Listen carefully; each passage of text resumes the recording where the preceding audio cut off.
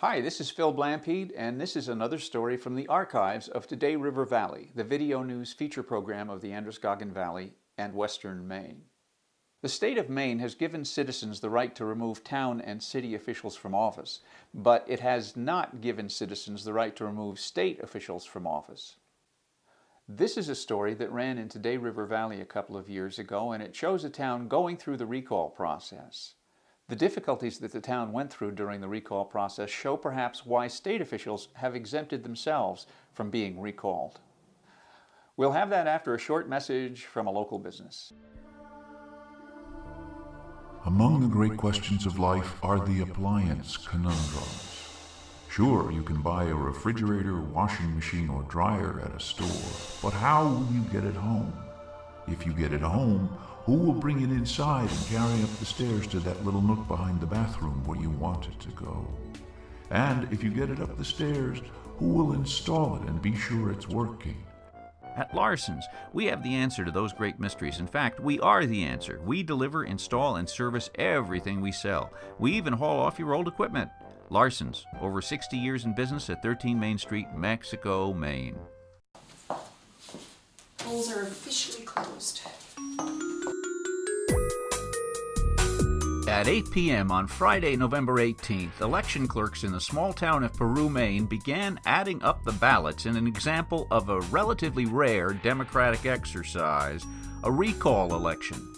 A sufficient number of the voters of the town, which borders Rumford, Maine, had petitioned to remove 2 of the members of their 5-member select board. One of them, Select Board Chair Wendy Henderson, watched the process as her position hung in the balance.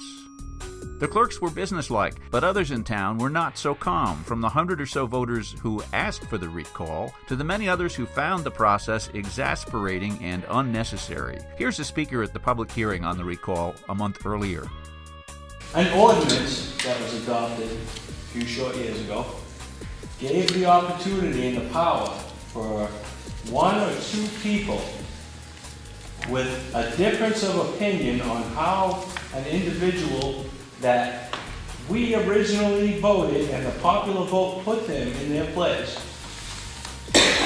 Just because they get enough signatures, they can try and recall. What should be done, and what I would like to see happen, is we get rid of this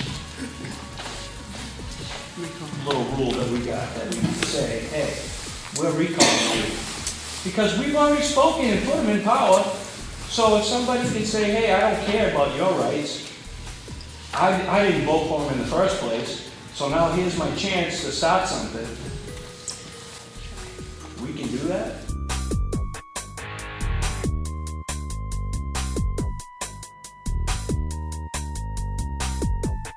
State law allows the recall of local elected officials, but does not allow recall of state officials. Why would the state exempt itself from recall elections? In Peru and elsewhere, the recall process stirred up animosities, cost money, and hindered the government from functioning. Maine officials may not want to see that happening on a statewide basis.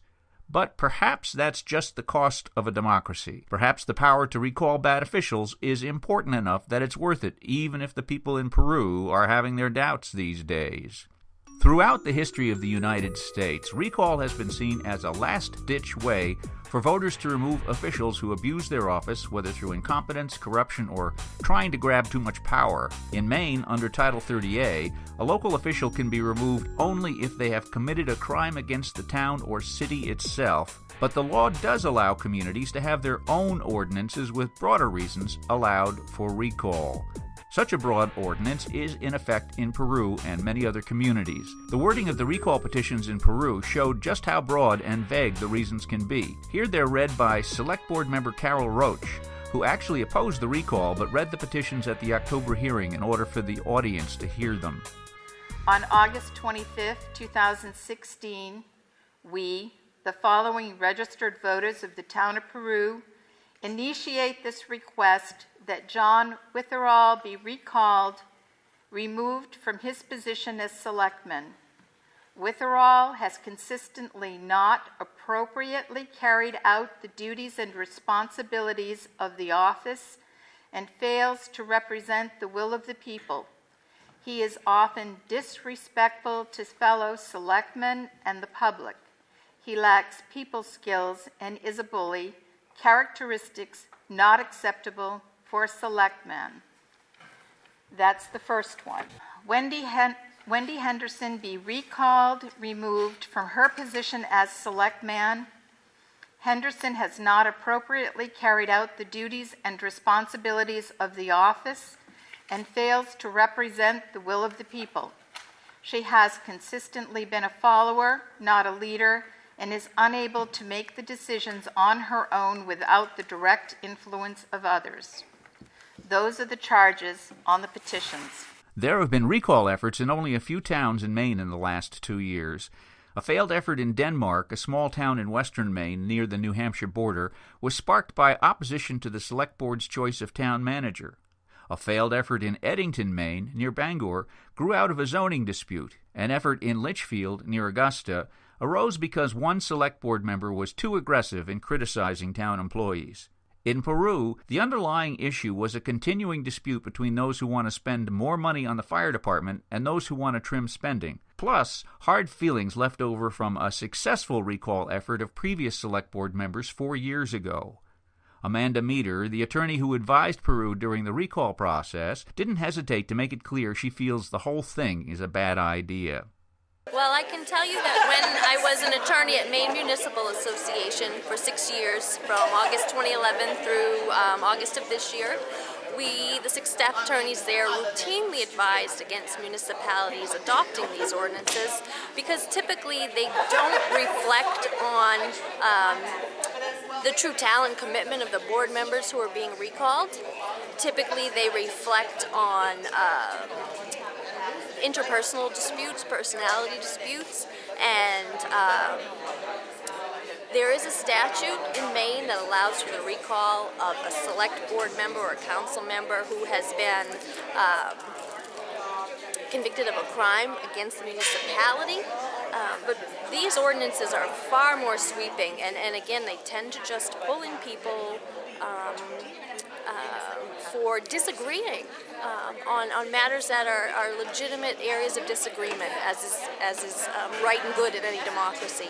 And so, again, these recall efforts tend to just divide Maine's communities and cause hurt and be cyclical in nature and sort of cause vendettas, really. And so, as I stated at last week's meeting, there's just no good to come of them. And we encourage communities to